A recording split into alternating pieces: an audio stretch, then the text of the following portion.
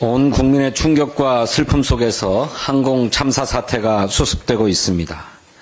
정부와 지방자치단체가 수습에 사력을 다하고 있고 국가 애도기간이 선포되었습니다.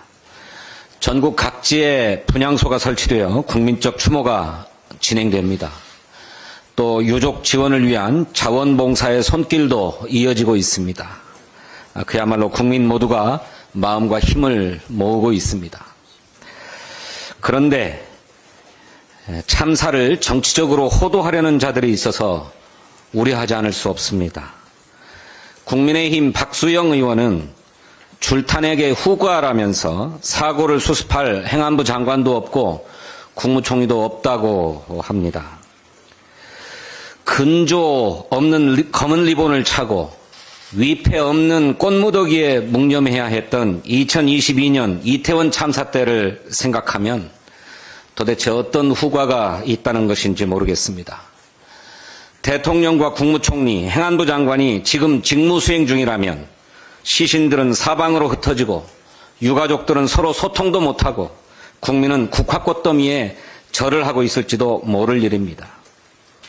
내란의 수괴와 주모자들을 탄핵하고 처벌하는 것은 미룰 수 없는 국헌적 의무입니다. 지난 2년 반 동안 참사마저 정치적으로 대응하려 했던 윤석열 정권의 무도함을 국민은 잊지 않았습니다. 내년도 예비비 감액으로 참사 대책이 난항이라는 거짓 선동까지 나옵니다. 예비비 삭감으로 사고 수습이 어려울 것이란 주장은 팩트 자체가 틀렸습니다. 행정안전부 예산에 재난대책비가 이미 3,600억 원 편성되어 있습니다. 이것으로 부족하면 2조 4천억 원의 예비비로 충당할 수 있습니다. 그래도 부족할 경우에는 예산 총칙 제7조에 따라 재해대책 국고 채무부담 행위로 1조 5천억 원도 추가로 사용할 수 있습니다. 지금은 모두가 해야 할 일을 미루지 않고 제대로 해야 할 때입니다. 사고는 사고대로 수습하고 내란은 내란대로 처벌해야 합니다. 얄팍한 정치적 계산 따위는 집어치워야 합니다. 연이은 내란과 참사로 국민의 충격이 그 어느 때보다도 큽니다. 민주당은 국민과 시대가 부여한 소임을 다하겠습니다. 희생자와 유가족들께 다시 한번 깊은 애도와 위로의 말씀을 드립니다.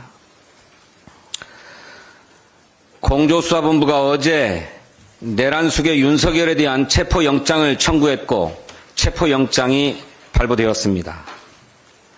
윤석열은 그동안 수사기관의 5차례 소환조사를 모두 거부했습니다. 수사를 지연시키려는 노골적인 작태입니다. 그가 후한무치한 목리를 부리는 동안 내란의 주범들은 내란 사태를 지속해왔습니다. 주모자인 김용현은 개헌법 위반이라며 이재명 당대표와 한동훈 전 국민의힘 대표 등을 고발했습니다. 정치활동을 금지한 포고령을 위반했다는 것입니다. 포고령 자체가 위헌이고 위법인데 그야말로 대응할 가치도 없는 적반하장입니다. 내란 수괴 윤석열을 즉각 체포해야 합니다. 윤석열은 계엄군에게 발포 명령까지 내렸습니다. 도끼로 국회 문을 부수고 들어가서 국회의원을 체포하라는 지시도 했습니다.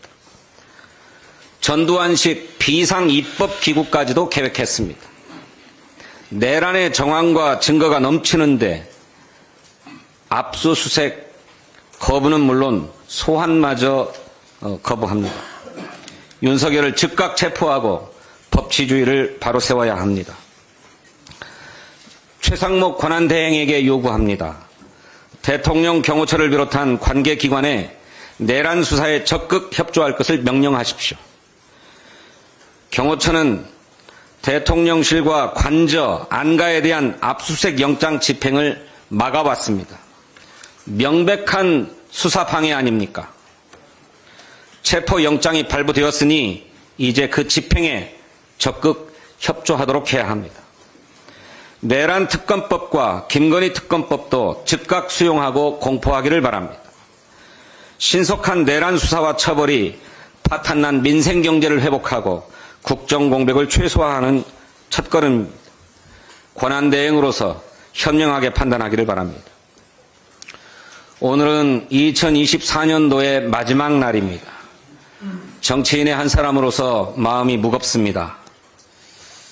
민주당은 2025년을 내란 극복, 위기 극복의 원년으로 삼겠습니다. 국민과 함께 내란의 밤을 넘어 희망의 아침을 열겠습니다. 무거운 마음이지만 국민 모두 새해 복 많이 받으십시오.